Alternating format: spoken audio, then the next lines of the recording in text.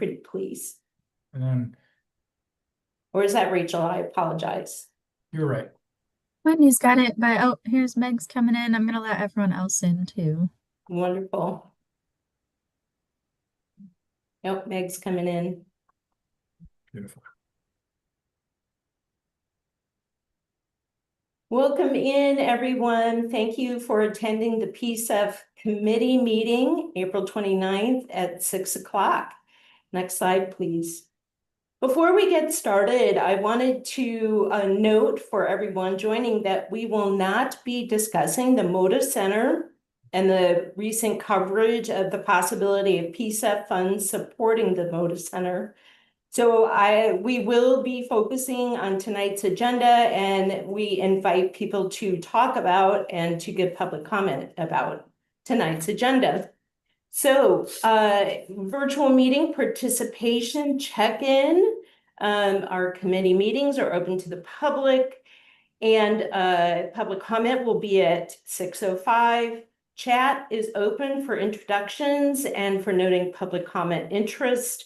All other times, host-only chats for PCEF staff. Please raise your hand by the committee and presenters only. Video is on for committee members and presenters only. Everyone, please mute your microphone and then turn it on once you've been called on. There will be a recording of this meeting and captioning is being provided. So that is wonderful. Thank you. Next slide, please. Our agenda is welcome and introductions, and we'll have public comment. We'll approve the March 11th meeting minutes, and then we're going to recommend new committee member nominations. Both of those are action items. We'll have program updates, CIP annual review planning, and then we hope to adjourn the meeting around 7 p.m. Next slide, please. So introductions. I am Dr. Christine Moses. I am your facilitator this evening. I would love to pass over to Tracy, our co-chair. Thank you so much, Dr. Moses, and good evening, everyone. I'm Tracy Scott. I am the PCEF co-chair, as Dr. Moses mentioned, and I will send this over to Robin. Good evening, Robin Wang, PCEF committee member. I am having a little internet issues, so you might be seeing me move around. Hopefully you heard that. Megan. Hey everybody, Megan or Meg, horse, she, her pronouns, and PCEF committee member. Nice to see you all. And let's see, how about Andre? Good evening, everyone. Andre Lightsey Walker, use he, him pronouns. I'm a PCEF committee member, and I'm going to pass it over to Anna. Good evening, everybody. This is Anna Allen, she, her pronouns, committee member, and I apologize for not being on camera yet. I am in transit, but am being safe while I travel home to shortly get on camera. And thank you, everybody, for being here. Thank you so much, Anna. I'm going to bounce over to Sam. Please introduce yourself. Good evening, everyone. Sam Brasso, program manager of the Portland Clean Energy Fund team. And I would acknowledge D'Angelo did just join us as well. Beautiful. Thank you. And D'Angelo, welcome in. Hi, good evening, everybody. D'Angelo Moaning, co-chair. I apologize for being off camera. I'm at a work event, and I will only be able to be on for about 10 or 15 minutes or so. Thank you. Very good. Welcome in, James. Good to be with you all. James Valdez, he, him pronouns, and PCEF staff. Beautiful. Anyone else? I think that is it. Thank you, everyone. Next slide, please. Centering. Best part of the meeting is my invitation to ask you to close your eyes or to gaze softly down, or you can look out the window, whatever it makes you come to center. So I invite you to close your eyes, feel your feet firmly planted on the ground.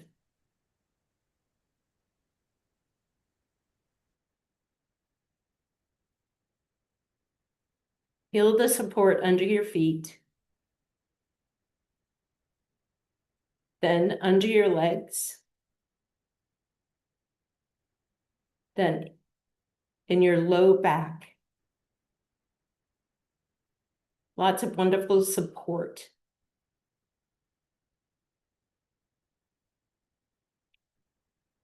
I invite you to take 3 deep breaths on your own, however long you want to hold, and then however long you want to breathe out deeply. Go right ahead.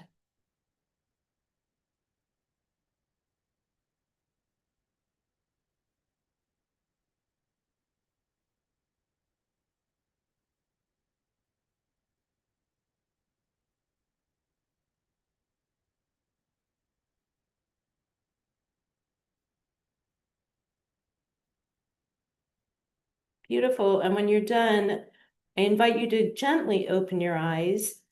Take a big stretch up. Ooh, yes. Wonderful. Thank you so much. Okay, next slide, please.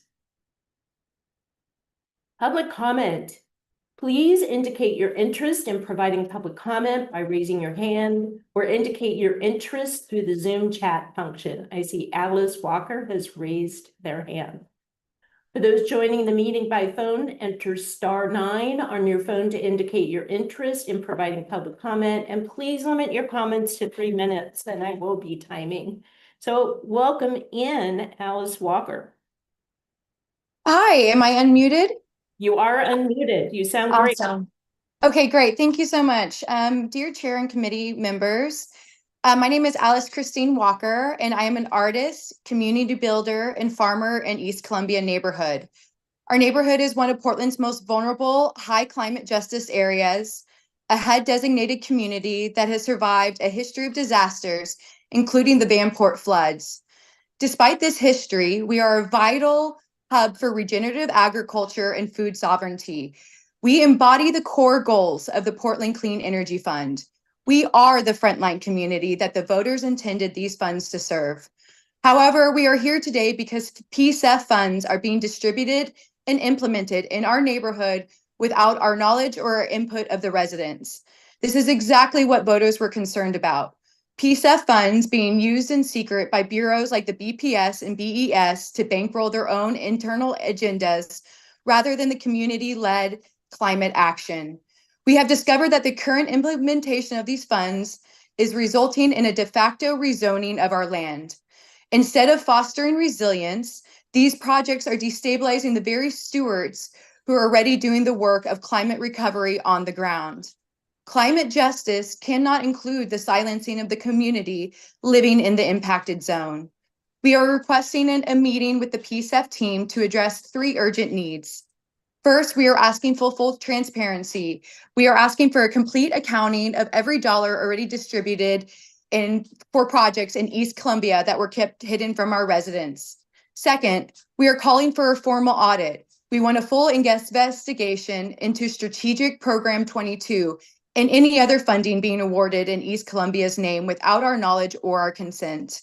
And third, we are demanding a true partnership. PCEF resources must serve our self-identified needs, like affordable housing and community food hub, instead of being used as a backfill budget for top-down city bureau agendas. We are asking this committee to protect the integrity of your mission and the trust of the voters. Please do not allow PCEF to be a tool for displacement. Help us ensure climate justice actually supports the people of East Columbia rather than mapping our livelihoods out of existence. Thank you all very kindly for your time and for the work that you do. Thank you so much, Alice. Tracy or Sam or both? Go ahead, Tracy. Thank you so much, Dr. Moses, and thank you for these really impassioned words and the written words that you submitted to us, Ms. Walker. I'm going to hand it over to Sam Barrasso, who will be able to chime in on the next steps. Thank you, Co-Chair Scott here. And thank you, Alice, for your comments. I can assure you, I know that our staff have been checking in with our colleagues at BPS as well as the Bureau of Environmental Services and should be reaching out to you to set up a meeting if they haven't already. So you should be getting that here any day now. So I want to assure you that so that when we can step back, explain our relationship to the funding as well as the project itself. Great. Thank you very much. We appreciate the follow-up. Thank you. Any other public comment this evening? All right, we'll go ahead and move on. Thank you so much. Meg. Yeah, thanks for the public comment. And I also, committee, just want to note we did receive a letter from Alice, and we did receive 2 other letters as public comment. One around the e-bike program, asking about why we don't include non-e-bikes in it, and another one that is about the Moda Center. So I know that we're not talking about that one, but I did want to raise the e-bike question just for public awareness, since it was submitted as public comment. And a second thing, it's somewhat tangential to Alice's comment, but I have received as a committee member questions about strategic program 9, the land acquisition program for urban agriculture, regenerative agriculture. And I've gotten to hear from Sam a status update on that. And I just would love for that to be known by the committee and for public to hear why strategic program 9 isn't in this current round of investment funding, and what interested people interested in that strategic program can look forward to in the future. So, Sam, if you're able to address those 2 questions. If it's okay, I'd love to follow up on those during the program update section. Yeah, totally. All right. Thank you, Meg. Any other comments at the moment? If not, we'll go ahead and move on to approving the meeting minutes from March 11th. Do I have a motion to approve the meeting minutes from March 11th? I so move. And may I have a second? I'll second. Any discussion? All in favor, please say aye. Raise your hand verbally. Thank you. Aye. Wonderful. Okay. I see that the motion has passed. Thank you, everyone. Next slide, please. I would like to turn this over now to Meg. Do you have a question, or is that a raised hand? Okay, I'll lower your hand. I'd like to turn this over to Raphael to be able to talk through the committee recruitment, which is an action item. Thank you, Dr. Moses. My name is Raphael Timurki. I use he, him pronouns. I'm the External Affairs Manager for PCEF, and was part of the team that was facilitating this committee recruit. Maybe next slide. So I'll just walk through the process here so that people understand. Per PCEF code, when a committee member resigns or the member's term expires, the committee recommends a replacement member. Then the mayor considers the committee's recommendation when appointing committee members, and then the mayor appoints committee member with the city council confirming with a vote. In this round, we were looking to fill 3 positions, as some of our colleagues have cycled off.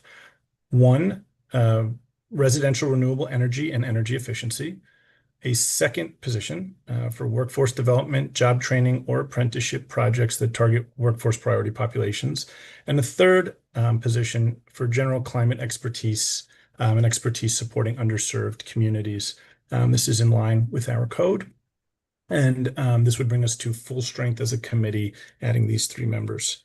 We developed a recruitment subcommittee, which consisted of D'Angelo, Anna, and Tracy.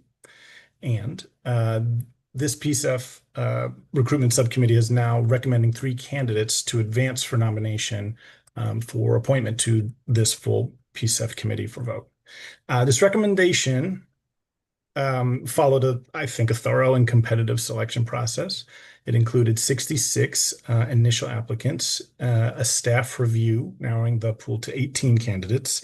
And then we had further evaluation by the recruitment subcommittee to identify 6 finalists for interviews, and then the final recommendation based on those interviews. The three recommended finalists, I think, reflect a strong balance of technical expertise, lived experience, community leadership, and alignment with PCEF's values and priorities. And I think this group brings a diverse set of perspectives that will strengthen the committee's ability to guide equitable and impactful investments. So the next slide, please.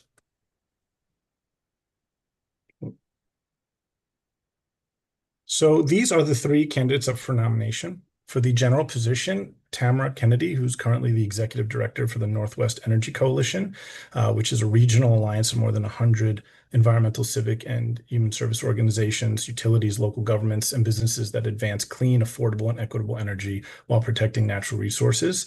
And Tamara also, in a former life, was the director of economic development at the Port of Portland, working on investment attraction, workforce strategy, and initiatives in climate tech and mass timber.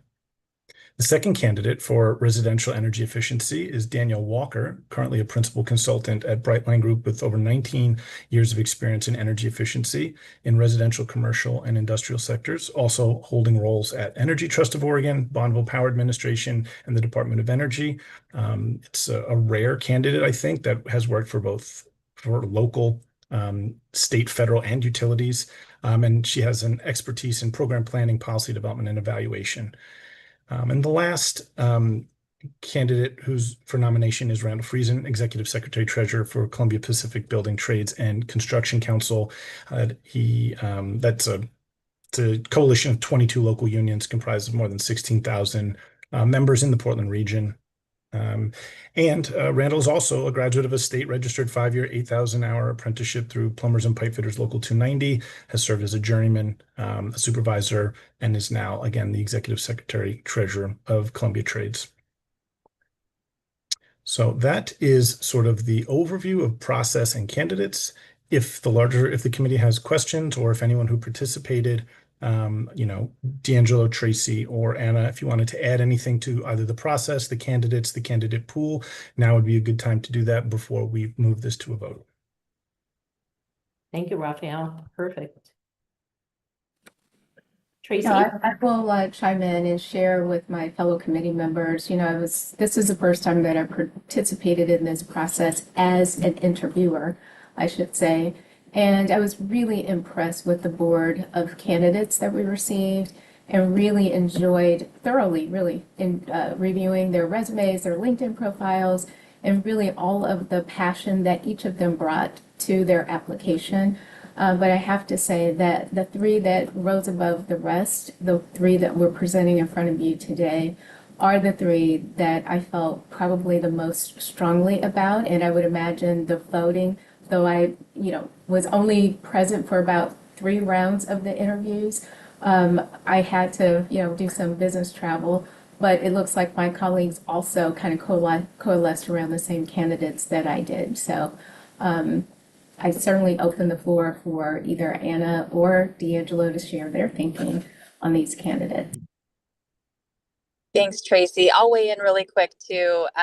First, I just also want to acknowledge staff and all the time that it takes to coordinate these interviews and going through this review process and selection process. Just want to express appreciation on that front. As someone who has done that work in the past for many years, it takes a lot of time and intention. So just thank you for that, and answering all of my questions as well. And I am just impressed by, I think, the 3 candidates that were brought forward today. I think there's a reason that we all aligned on the same 3. And I just also want to shout out and acknowledge the work to still involve the other candidates that didn't rise to the top 3 presented today, and how Raphael, you in particular, and other staff are really working to ensure that they're still within the fold, meeting with them, answering questions, and keeping them involved in some way, because just because you're not a member or being presented as a potential member on the committee does not mean that that you can't be influential in this space. And so I just really appreciate that and all of that work to maintain those relationships, even if we are recommending that we move forward with the 3 presented today. And I think that just the reach, that these are very different candidates coming forward with broad reaches in different directions. And I just really appreciated the expertise and I'm impressed by. And now having, been on the other side of things in the last round of appointments, and then being able to be on this side, I appreciate that experience. And I now kind of have that understanding of what it means to go through the process, and as all of you do as well. But then now to be on this side of things to review and talk with folks and learn who is the best fit and kind of do that gaps of analysis. And so I'm just really grateful to have been a part of it, and very grateful to staff and to everybody who applied as well, and hope that folks who are not on this list still remain engaged. Thanks. Thank you, Anna. Anything to add, D'Angelo? Sorry, I'm managing an event right now, but nothing to add. I just want to say that I appreciate everyone that applied. I think that every time that we have this opening in PCEF, that we continue to see more and more impressive candidates, and I'm very pleased to present these three to the committee today. Wonderful. Raphael? Want to move us ahead to the I nomination? think the next slide, please. Yes. So this would be the proposal for committee. Propose that the PCEF committee recommend Tamara Kenny, Danielle Walker, and Randall Friesen to Mayor Wilson for appointment to the PCEF committee. Wonderful. Next slide, please. Okay, so we're going to do a modified consensus decision-making progress. Raphael has put out the proposal for our consideration. Temperature check. Each member indicates how comfortable they are with making an affirmative decision. So I'm going to call on each of you, see if there's any discussion, and then ask for a decision. Tracy, your temperature check. How comfortable are you with making an affirmative decision on this? I'm comfortable, Dr. Moses. Very good. Megan. Very comfortable. Wonderful. Robin. I'm good. Wonderful. Andre. Comfortable. Excellent. Anna. Yes. Okay. D'Angelo. I affirm. Any discussion or amendments? Hearing none, so I would love to hear from each of you if you affirm. So this is the decision. You're either a 1, affirm the proposal, 2, stand aside, which is really an affirmation, or 3, indicate no. So Tracy, a 1 or a 2 or a 3? A 1. Thank you, Megan. Just appreciate everybody's hard work. These people are going to be great additions. Excited for a full committee, and I'm a 1. Thank you, Robin. I affirm. Thank you, Andre. I affirm. Wonderful. Thank you, Anna. I affirm. Thank you, D'Angelo. I affirm. Wonderful. You have a great slate of 3 candidates to recommend to the mayor and to the city council. Thank you, everyone. Yeah, Robin, yes. Yeah, just a quick question, more for, I think, staff. Just curious about timelines and, yeah, just, how this will proceed forward. I'll jump in here if that's okay, Dr. Moses. Absolutely. Robin, it's exactly the question we're figuring out now. So now that we're at this decision point, we're going to be, we've already drafted the documentation to make a request for city council to get this on the council agenda. We'll be following up next week to firm that up. And there may be a little bit of work that we need to do. Right now, my understanding is it's to about July is the earliest is mine. We're in a new form. There's a longer lead time to get on the council agenda. And so if all other things being held equal, it'd be likely July, but there may be a case to go earlier, since obviously having a full committee is challenging and a really critical need here. So that would be the step here. It'd go through likely the committee of the whole at city council, and then go to the full council for appointment, and then they'd be full members, and then we'll be talking about getting them onboarded and getting to a retreat with you all so that we can get that going. And Dr. Moses and Sam, if you don't mind that I step in, I did have concerns about us waiting until July, given that we have these strong candidates now, and I would love for us to have the benefit of these committee members join us sooner rather than later. So the recommendation is that I reach out to the council chair to see if I can appeal to him to move this potentially up further, so that we can maybe have the candidates seen by the mayor and voted on, before July. So we'll, have fingers crossed, see if that works. Thank you for taking that on, Tracy. Really appreciate that. Thank you. Any other questions or comments? Let's go ahead and move on then. We will move on to program updates. Welcome in, Sam. Thank you. Okay. There's a whole range of things that are going on, but one I'll just name and that we're excited about is our capacity building cohort solicitation. So this was one of the, we've got about a handful of strategic programs, and I'll talk about the one that Meg had mentioned earlier in a little bit. But this is one of the other strategic programs that we're excited to be getting going. This is our capacity building cohort. It is about shoring up the organizational infrastructure of our nonprofit community-based organizations that are so key to addressing the climate crisis and building up the workforce and doing the work in stronger, more durable ways. So the capacity building cohort is live and out there, and it actually closes next week. So we've got one more week for that solicitation. We're going to bring on about 8 to 10 organizations in a cohort model and to help ultimately build up their backbone infrastructure to make them stronger. So we're really excited about this.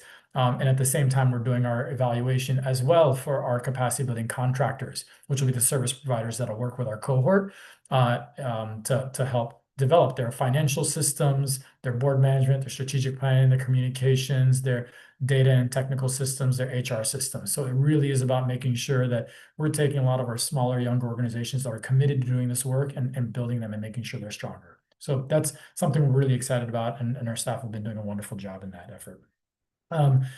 Another one is a portion of our Fair and Flexible Capital Program, Strategic Program 14. We just completed a market review for the consumer financing portion of the program, and we actually had an information and feedback session last week where we shared the results of that market review. We're now out just seeking some comments before we go out for ideally an RFP for that later this summer, where we can bring in administrators to ultimately put out a consumer financing product for energy efficiency and renewable energy products. Related to Strategic Program 14, I'd be remiss if I didn't mention, we're actually on some of the pilot efforts that we had begun to just try to understand office to residential. We're actually wrapping up some of the early carbon studies, and that's something that our consultants there are preparing to bring a presentation to the committee on the results of that work, so that you all can understand what happened in one of those initial projects there, and what did the data actually look like from an embodied carbon perspective. I'm really excited to share that our unregulated multifamily housing program. So this is our clean energy investments in just existing. This is not affordable housing, but existing low cost multifamily housing. That solicitation landed a strong group of contractors, and we just executed. We're in the process of finalizing our executed contract. So it's been signed by the mayor and city administrator, and we're just waiting for that release so that we can get to work on that program. And that was about a $50 million program to do several thousand retrofits in multifamily units across the city. You've heard undoubtedly a lot of news about the Portland e-bike program, which kicked off last month in March with a lot of fanfare. It's been really exciting. We've received almost 4,000 applications as of earlier this week. And we just did our selection earlier this week as well for the first pool of those rebates. So we did a pool. It's a randomized pool of about I think I'm looking about 1,300 rebates to be distributed equally across the 4 districts. And so we're really excited about that as well, just to see getting those e-bikes out on the streets here in the coming months. We'll do a couple more pulls later this summer. What I mean by that is where we'll do more disbursements. But this will be an important thing in terms of driving a lot of local business to our local bike shops, but also getting e-bikes out just in time for folks to get comfortable, familiar on their bikes. We'll certainly share more as we come back to this program, but as you'd expect, we have a different number of applications across our geographic districts within the city. Certainly, as you probably not going to be a surprise. Districts 2 and 3, those inner east side neighborhoods, have the highest volume of applications, followed by District 4 on the west side, and then District 1. But it was really important to make sure that every district gets an equal number of those rebates. So we'll see an equal number distributed. And in many ways, that means that if you're in East Portland, you have better odds of landing an e-bike this round. So that's really great. And we'll soon be releasing, but it has been delayed slightly, our adaptive program, which was intended also to get e-bikes out for folks that can't ride the traditional e-bikes. And that'll be launched on June 1st. We just had a few issues with our portal that we needed to reconcile. That'll come out on June 1st. And then I'll just share a little bit about Cooling Portland. You know, you've heard a lot about that each of the summers as things get hot, and this year is our final summer where we are on track to meet our goal of 25,000 units. Originally it's 15,000, but now it became 25,000 when we upped that. And one thing I'll share there is we've now got about a little bit over 20,000 units installed to date. And so we've got about a little bit less than 5,000 that we've got installed the rest of the summer. And so our community distribution partners will be working on that the rest of the summer. And one thing we will have a June 30th deadline for eligible Portlanders to apply for a cooling unit for this final season. So that'll be something that, and we'll be talking about the successes and all that here shortly around how the program has worked, what outcomes, what have been the benefits of that. But that'll be something that, as we talk about, that we'll also talk about the ramping up of our other programs that are intended to bring in and install some of those more durable solutions. And so before I jump in the mayor's proposed budget, I'll follow up on what Meg had shared there. Strategic Program 9, this was our program that was intended and designed to increase access to urban regenerative agriculture opportunities. It's a $6 million strategic program. It is one of our last 3 strategic programs that we're still working on getting out the door.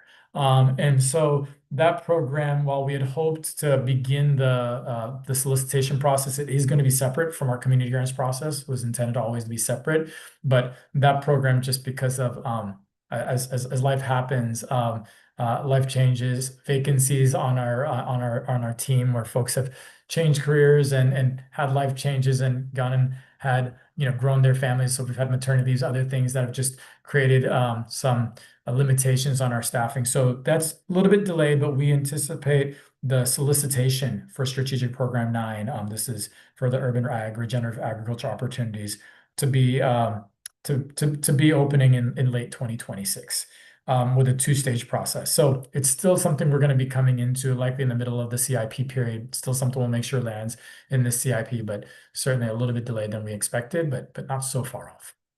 And so I know that there's been some community interest in seeing that. And so we'll start working on how we just provide some of that kind of update for folks on our website.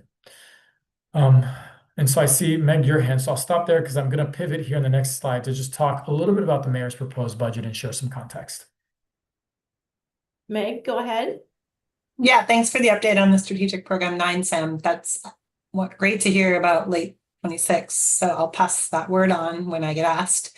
And just I wanted to circle back to the question that I asked earlier, mainly coming from a public comment, which was about our e-bike program and why we chose to focus on e-bikes instead of non-electric bikes. And just want to be consistent with, or just make sure that question that we received in public comment gets answered. I'll take a guess, and I probably shouldn't. I'll take a short, quick guess here, and then my best judgment on what I think played out there. I'll encourage certainly James to chime in, and maybe something we need to follow up on. But at a top level, as you know, I will name, we have had community grants that have been focused on helping folks get into just regular manually powered bikes, and that's community grants that have been awarded to, for instance, Community Cycling Center. But in this particular instance, a big part of that program was really making sure that we're able to expand and diversify access to bikes. And one of the big barriers, study after study, have shown that one of the limitations is you tend to have to be on a manual bike, be closer in. The outer boundary of folks that are commuting on bikes tend to be 3 miles, and e-bikes just were really core in unlocking that. So from a program design perspective and targeting our priority populations, it was really important that we were able to unlock that. And that was really the primary barrier was cost. And as you know, getting a regular bike is maybe not as costly as getting an e-bike. So that's a little bit of my sense from what I recall when those conversations were playing out. But I'll tap James if James, you want to chime in and add any more. Yeah, thanks, Meg. And I don't really have a whole lot more to add other than, in our initial research and in terms of mode shift, that e-bikes really have been effective as being a tool to help people run errands and get around the city and or go to work without a car. And so it offers that, as Sam said, kind of greater distance of travel, and reduces a lot of those barriers that people might have of being, and I know this as a cyclist myself, being sweaty, getting places, and I myself have an e-bike, and we'll say that it has impacted my mode choices as well quite a bit. But I think that was also played out a little bit in even the PSU uh, initial kind of pilot, where quite a few recipients of those e-bikes, they weren't previously cyclists, and and they were able to offset vehicle trips with those bikes. So I think that's some of the texture of the why. Yeah. Great, thank you. Yeah, I was going to ask about mode shift, and that's great rationale, and we'll just want to keep our eye on that as we keep evaluating that program. But exciting news about the interest in it. Yeah. And we do fortunately have evaluation consultants on board, actually Portland State University. So it's a nice matchup in terms of the resources we have to ask those questions. Okay. Thank you, Meg. Well, the last here of which I intend to go through is just to give you all a really a high level overview now that the mayor's budget was released last week. Just a high level overview of what's in there that relates to PCEF as committee members asked. And I know these conversations will unfold in the coming weeks, but figured we'd start there. And I know I provided you all with an email that provided additional context around some of the, just for you all to understand the decision packages. But this here just, it's really the one slide I have here just to outline the way we think about our budget. And there's many ways in which we can carve out budgets, but this is just one way. And so what we have within the budget is sort of at the top left here, a set of budget expenditures that really sit within the Bureau of Planning and Sustainability budget that relate to our administrative infrastructure. So this is our staffing and all of our teams that help administer programming within administer PCEF programming. Then we have our outgoing resources, our community grants, and our large collaborating for climate action grants that are budgeted. And then we have a range of PCEF managed strategic programs that are externally. So this would be like our energy-friendly homes, our e-bike program, where we're paying external contractors to administer those resources. And then there's a strategic program focused on the Bureau of Planning and Sustainability. So that captures really the budget elements that flow from the Bureau of Planning and Sustainability. Now there's just to the bottom left, there's the non-Bureau of Planning and Sustainability admin and other expenditures. And so this doesn't fall within our strategic program, but what we'll call is just admin. So some of this goes to the Chief Sustainability Officer to support them developing the climate action plan, which indirectly supports our work, as our next climate investment plan will have to dovetail and tie to that. We've got funding for the city budget office that supports some of our budget work, funding for 311, as they're trained to do and route calls for us for programs like Cooling Portland or the e-bike program. So that's been really an important resource to have them understand our programming so they can route individuals.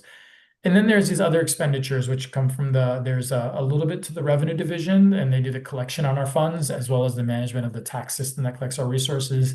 Lastly, and then there's this interest transfer to the general fund that is part of the mayor's proposed budget. So we just captured that there. And then to the right, what you'll see is a range, and this is organized by bureaus, but I will name that, as you know, our work is organized by strategic programs. So in any one of those bureaus, there may be multiple strategic programs, but for the purposes of the budget, the roll-up is at the bureau level. And so you get a sense there from, as you look at the bureaus, how much is flowing through the bureaus to implement different programming, from our tree-related work to our work on the, updating and replacing and electrifying the city's fleet, to our work on whether it's cleaning out bike lanes or adding bike and pedestrian infrastructure that plays out through PBOT and then several of the other bureaus. Notably, one of the pieces in the mayor's proposed budget that I know several folks had asked about was there is some funding that is directed towards the Portland Environmental Management Office, PMO, or it's at least a decision package for council consideration.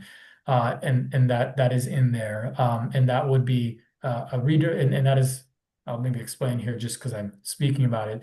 It would be taking, because that is an additional program, taking resources from Bureau of Environmental Services as well as the Bureau of Transportation.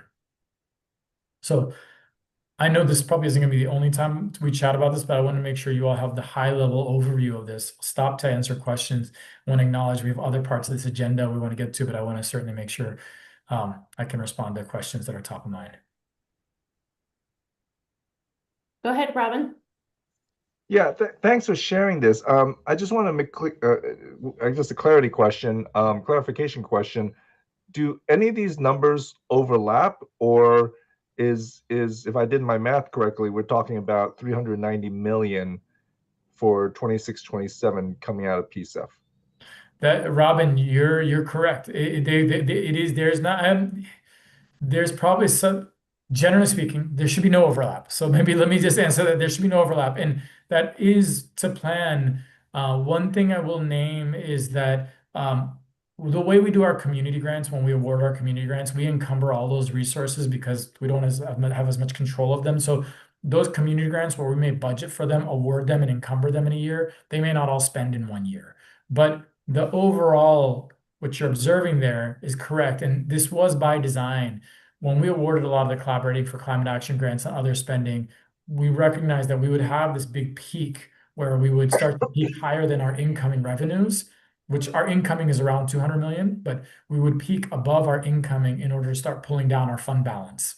And that's going to happen for the next few years. We're going to be above our revenues as we pull our fund balance down before we level out with level out with what's incoming and outgoing. Thank you. Any other questions? Yes, Meg. Yeah, thanks for this, Sam. And I know this is organized by Bureau, so hopefully you can answer it, but I'm just curious, is the mayor's budget proposing things that do not match up with any of the CIP strategic program areas? It strikes me the Portland Solutions stuff is new, I think. And when I looked at it, it seemed like it's more like street cleaning, and they make, some case that it makes for more walkability or et cetera. But have you all done an analysis of if these line up with our pre-identified strategic programs? What I think what I'll say, there's probably some questions we still need to follow up on with our colleagues over at the Portland Environmental Management, over at Portland Solutions, in PMO to understand. There's some of the numbers there's an alignment question of some of the numbers. So I think it's still, some of these are still outstanding questions for us that we'll need to follow up on. And I know that we've got a meeting here in a couple of weeks, so we're happy to follow up and answer more questions there. And I'd encourage in between, if you have other questions, to email us and we can follow up and bring that back to you all in the next meeting a couple weeks from now. But I think the gist is what you get in a decision package is this, and so it doesn't. Sometimes it requires additional questions to understand it. Beautiful, thank you, Tracy. Yeah, I just wanted to touch on what Sam just mentioned, is that, for awareness, I really appreciate this kind of high level summary and the detailed, snippet that was provided for us as a pre-read. But I would really love for us as a committee to be able to really digest all of this information and maybe have it as a more formal topic to discuss in the meeting that comes up in the next few weeks, because this is, there's a lot here, number one, and I'd really love to know maybe the process for, how the committee is engaged on really understanding, how the mayor is really proposing, or his departments are proposing, these allocations of funds, and how we can weigh in on if we think it's even appropriate for PCEF dollars to support. So I'd love to be able to stick a pin in it and have a follow-up discussion in a couple of weeks. Thank you, Tracy. Tracy, thank you. And what I would say is, I know I know you all are just starting to dig into this. What I would encourage, if there's specific questions y'all have, let us know, when we'll certainly work to be responsive to those as we come back here in that couple weeks and provide more context. And it'll give us a chance to ask those questions of our colleagues within the city as well. So really appreciate that. All right, that was a great conversation. moving on to Climate Investment Plan Annual Review Planning. James, I believe you're taking this one. Yeah, thank you. And I'm going to move pretty quickly through this and actually going to skip a few slides. So Sam, could you skip forward two slides? Actually, one more. So we are entering now the second full year, or we're in the second full year of the Climate Investment Plan implementation, and we're starting the work of the annual review process a little earlier than we did last year. So last year we had the subcommittee of it was Faith, D'Angelo, and Robin who helped us work through and evaluate opportunities to make potential realignments within the CIP, and to evaluate the work that has happened to date. That was the first year where we really didn't have a lot of data and information, and a lot of strategic programs were just ramping up. And so this is the second year of our CIP review, and we want to really kind of structure this in a two-part way, where we start with the city climate projects, which are the bureau-led strategic programs that we've allocated funding to, and to give the opportunity, I think, in many ways to address the types of questions that you raised, about the budgets and the spending, and the progress of those. And so we'll be able to really start with an analysis and review of the city climate projects, and then fold that into the larger 2-year review of all the programs within the CIP. We do have this also as part of the direction that you all gave us as a committee in 2024 when you adopted the city climate projects and the suite of bureau activities that are funded under PCEF. And so that also did call for community engagement, and we are working on a process and design strategy for community engagement as part of the overall CIP development annual review process. There was also the direction or consideration of site visits. And at the staff level right now, we're not recommending that there be a kind of comprehensive site visit structure, partially because not all strategic programs really have that opportunity. And it's not necessarily a useful tool for evaluating success. We get quarterly reports that really provide more information than being on site. We'll go ahead and go to the next slide real quick. And just wanted to show kind of the staging here. We'll first, as I mentioned, start with city climate projects review, and there's a little bit of a timeline coming up that talks through that. Then we'll go to the full CIP annual review, and then the city budget process, which is underway. Any changes that are made and fully adopted by council in the city budget that impact the CIP would need to be folded into or come into alignment in the CIP as part of this annual review process. But go to the next slide. So really, some of the goals that we have of evaluating different strategic programs are to understand where the program is at, to understand the performance against the metrics that they provided when they were brought on board as PCEF projects, and to inform our review where there is potential for you all as the PCEF committee to recommend reallocation as one of the potential actions in the review process. So the city climate projects, the kind of first stage of this, encompasses 19 different strategic programs, and we are suggesting as staff that we include not just the ones that were adopted by the committee and council in 2024, but also some of the early action pieces of the climate investment plan, which include affordable housing, the transportation wallet, the street trees in 82nd Avenue, and things like the private tree care. And so this will allow us to be able to get information in a streamlined way, be able to really go to the bureaus once rather than 2 stages. And then we'll go through and work with our staff and with other external administrators to get the data and information from other programs as we go into the full annual review phase. Go to the next slide. So this is a bit of the timeline of that 2-stage where really starting now, we have quarterly report that's due on Friday for all projects, and we'll continue to evaluate the financial reports that come to us as staff, and be able to provide some very high level information about the performance. And really, in the next month, we want to form the subcommittee comprised of you all, or some of you all, to help us in this process. We'll then develop a report that is a status of the 19 different city climate projects, and be able to have an opportunity for you to ask questions, to be able to see whether the information and the kind of level of detail that we're providing is enough, or if you have other questions as a subcommittee where you want more information or different information from the bureaus.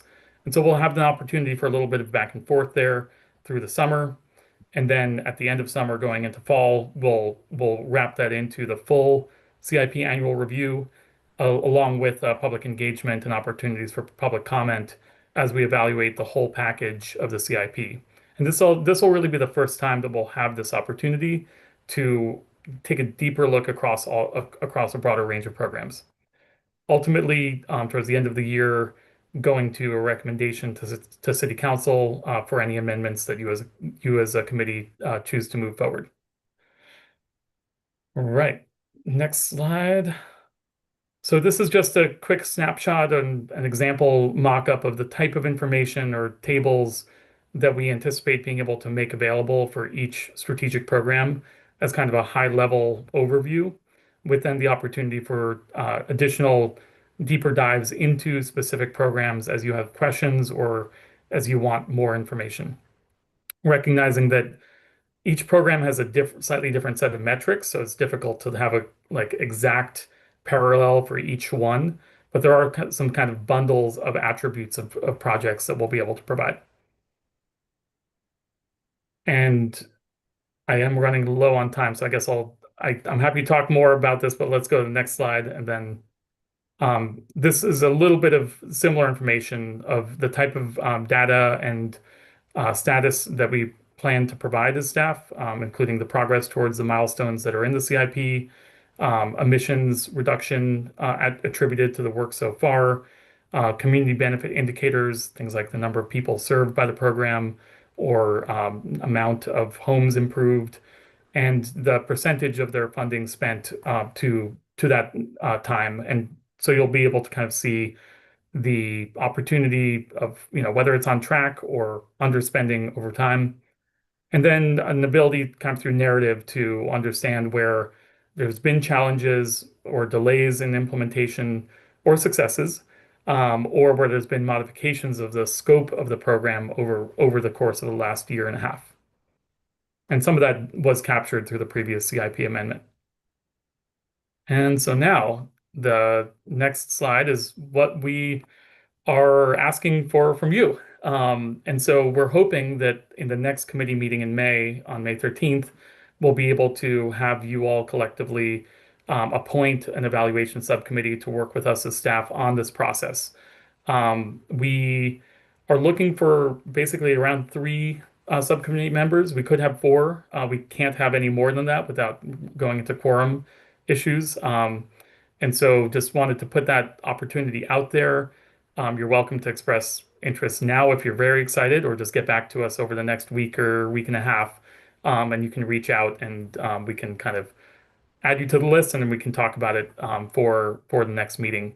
In terms of what we anticipate for your time, and we're super grateful for Faith, Angelo, and Robin and all the hours they spent with us in the review last year. We're anticipating about every other week meetings throughout the summer and into November. But we likely would skip a meeting here or there during some of the information gathering phase. Later in the summer, we'll work with you to find times that really, fit with everybody's schedule. But we anticipate that we would do a mix of meeting lengths, with some meetings that are more updates and kind of data presentation, and then 2-hour work sessions where we can dive in a little bit more, recognizing that some of the meetings that we had in the last year's process, we couldn't fit it all into a 1 or 1.5 hour meeting.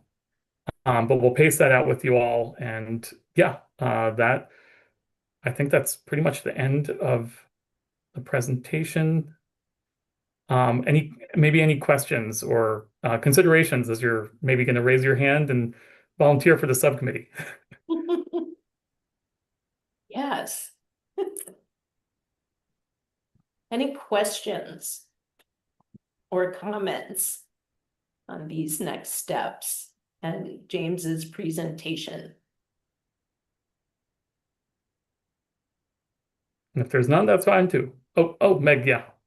Well, I just would be happy to be on the subcommittee since, I love evaluation. Indeed. Okay, well, we'll add you to the list. And yeah, anybody else, feel free to reach out over the next week and a half. That's fantastic.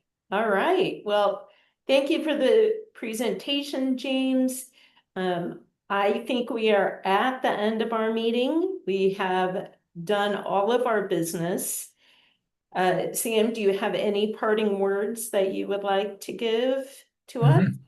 No, we'll circle back, Tracy, with you, and we'll as we talk about getting a date for our appointment of our next committee members, hopefully here soon, so that you might have another person you can parlay and pull into this effort. So just appreciate you all. Thank you all. I hope everyone enjoys these beautiful days ahead of us. It's still light out. Yeah. Yeah, enjoy the beautiful spring. Everyone. Thanks, everybody. All right, thank you all. Everybody. Bye now. Bye-bye.